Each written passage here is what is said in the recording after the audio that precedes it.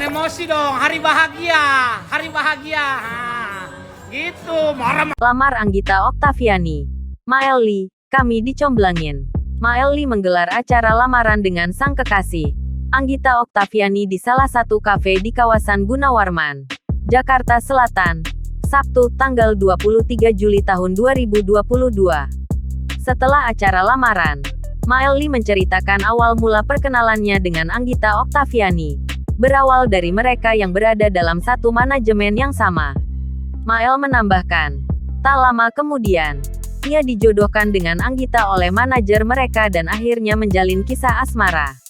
Mael menyebut ia dan Anggita resmi mengaruhi jalinan asmara pada Desember tahun 2021, setelah ia resmi bercerai dengan Intan Ratna Juwita. Anggita mengungkapkan, ia yakin dengan Mael karena sosok kekasihnya terus berusaha meyakinkan dirinya mau meneruskan asmara mereka ke jenjang pernikahan. Mulanya, diakui Anggita, hubungan asmaranya dengan Mael hanya main-main saja. Namun, lama-lama ia luluh dengan perjuangan sang kekasih.